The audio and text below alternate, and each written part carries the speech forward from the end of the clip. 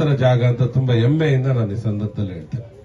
ನಮ್ಮ ಸಾರಕ್ಕಿಯ ಕೆರೆ ತುಂಬಾ ವರ್ಷಗಳಿಂದ ಎನ್ಕ್ರೋಚ್ಮೆಂಟ್ ಆಗಿದೆ, ಅದನ್ನ ಡೆವಲಪ್ಮೆಂಟ್ ಮಾಡಕ್ಕೆ ಬಿಡಲಿಲ್ಲ, ಕೋರ್ಟ್ಗಳಲ್ಲಿ ಕೇಸ್ ಹಾಕೊಂಡು ಅನೇಕ ಸಮಸ್ಯೆಗಳನ್ನು ಎದುರಿಸ್ತಾ ಇದೆ. ಕೊನೆಗೆ ಎನ್ಕ್ರೋಚ್ಮೆಂಟ್ ಅನ್ನು ತೆಗೆದು ಆ ಕೆರೆ ಒಂದು ಅಭಿವೃದ್ಧಿ ಮಾಡಿ ಒಂದು ವಾಕಿಂಗ್ ಟ್ರ್ಯಾಕ್ ಮಾಡಿ ಇವತ್ತು ಆ ಕೆರೆ ಸುತ್ತು ಓಡಾಡುವಂತ ಕೆಲಸವನ್ನ ಇವತ್ತು ನಾವು ಮಾಡಿದ್ದೇವೆ. ಎಲ್ಲರಿಗಿಂತ ಮುಂಚೆ ಮೆಟ್ರೋ ಬಂದಿದ್ದು ಕೂಡ ನಮ್ಮ ಜರನಹಳ್ಳಿ ಭಾಗಕ್ಕೆ. ನಮ್ಮ ಎಲ್ಚನಹಳ್ಳಿ ಜರನಹಳ್ಳಿ ಎರಡು ಒಂದೇ ಅಲ್ವಾ? ಬೇರೆ ಬೇರೆನಾ ಸರ್? ಎರಡು ಮಧ್ಯಾಹ್ನ ತಾನೆ ಮೆಟ್ರೋ. ನಿಮ್ಮನೇನು ಹತ್ಸಲ್ವಾ ಮೆಟ್ರೋಗೆ? ಮೊದಲು ಬಂದಿದ್ದು ಈ ಭಾಗಕ್ಕೆ.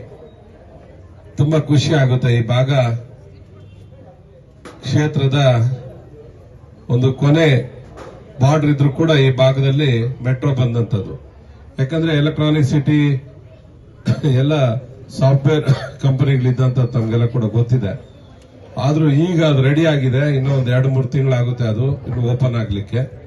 ಬನ್ನರ್ಘಟ್ಟ ರಸ್ತೆಯಲ್ಲೂ ಅಷ್ಟೇ ಈಗಾಗಲೇ ಮೆಟ್ರೋ ವರ್ಕ್ ಕಂಪ್ಲೀಟ್ ಆಗಿದೆ. ಅದು ಕೂಡ ಸಾರ್ವಜನಿಕರಿಗೆ ಇನ್ನೊಂದು 2-3 ತಿಂಗಳಲ್ಲಿ ಓಪನ್ ಆಗುತ್ತೆ. ಮೆಟ್ರೋ ಆದ್ರೆ ನಿಮ್ಗೆ ಎಷ್ಟು ಅನುಕೂಲ ಇದೆ ಅಂತ ಈ ಭಾಗದ ಜನಕ್ಕೆ ತುಂಬಾ ಚೆನ್ನಾಗಿ ಗೊತ್ತಿದೆ. ಬೆಂಗಳೂರಲ್ಲಿ ಒಂದು ಜರ್ನಿ ಮಾಡಬೇಕು ಅಂದ್ರೆ ಒಂದು ಎಂಡಿಂದ ಒಂದು ಎಂಡಿಗೆ 2-2.5 ಗಂಟೆ ಬೇಕು. ಮೆಟ್ರೋದಲ್ಲಿ ಹೋದ್ರೆ ನಾವು ಯಶವಂತಪುರಕ್ಕೆ ಒಂದು 35-40 ನಿಮಿಷಕ್ಕೆ ಹೋಗ್ಬೋದು. ಮೈಸೂರು ರೋಡ್ಗೆ ಒಂದು 20 ನಿಮಿಷಕ್ಕೆ ಹೋಗ್ಬೋದು. ಮೆಜೆಸ್ಟಿಕ್ಗೆ ಒಂದು 20 ನಿಮಿಷಕ್ಕೆ ಹೋಗ್ಬೋದು. MG ರೋಡ್ಗೂ ಕೂಡ ಒಂದು ಅರ್ಧ ಗಂಟೆಯಲ್ಲಿ ಮೆಟ್ರೋಲ್ಲಿ ಹೋಗ್ಬೋದು. ಮೆಟ್ರೋ ಇದ್ರೆ ನಮಗೆ ಕಾರ್ ಎತ್ತುವಂತ ಅವಶ್ಯಕತೆ ಇಲ್ಲ.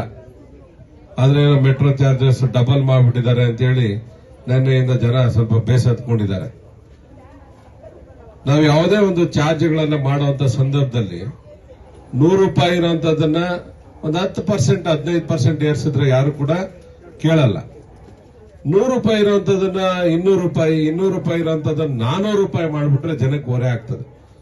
ಯಾಕಂದ್ರೆ ಯಾರು ಮಧ್ಯಮ ವರ್ಗದ ಜನ ಟ್ರೈನಲ್ಲಿ ದಿನನಿತ್ಯ ಅವರು ಓಡಾಡ್ತಾರೆ, ಅವ್ರಿಗೇನು ಒಂದೇ ದಿನ ಸಂಬಳ ಜಾಸ್ತಿ ಆಗಲ್ಲ.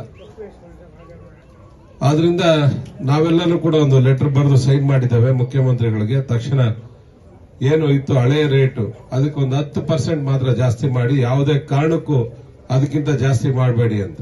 ಯಾಕಂದ್ರೆ ಕೇಂದ್ರ ಸರ್ಕಾರದ ಮೇಲೆ ಹೇಳೋದು ತುಂಬಾ ಈಸಿ ಇರುತ್ತೆ. ಮೆಟ್ರೋ ದರ ನಿಗದಿ ಮಾಡೋದೆಲ್ಲ ರಾಜ್ಯ ಸರ್ಕಾರ. ಮತ್ತೆ ಕೇಂದ್ರ ಮತ್ತೆ ರಾಜ್ಯ ಸೇರಿದಾಗ ಮಾತ್ರನೇ ಮೆಟ್ರೋ ವರ್ಕ್ ಆಗ್ಲಿಕ್ಕೆ ಸಾಧ್ಯ. ಇವತ್ತು ಕೇಂದ್ರದಿಂದ ಬರೀ ಮೆಟ್ರೋ ವರ್ಕ್ಗೆ ಸುಮಾರು ಹೋದ ವರ್ಷ 60,000 ಕೋಟಿ ರೂಪಾಯಿ ಬರೀ ಮೆಟ್ರೋ ವರ್ಕ್ಗೆ ಕೊಟ್ಟಿರುವಂತದ್ದು. ಅದು ನಮ್ಮ ಹೊಸೂರು ರಸ್ತೆ, ಬನ್ನರ್ಘಟ್ಟ ರಸ್ತೆ, ಮತ್ತೆ ಸಿಲ್ಕ್ ಬೋರ್ಡ್ ಇಂದ ನಮ್ಮ ಏರ್ಪೋರ್ಟ್ಗೆ ಹೋಗುವಂತದ್ದು,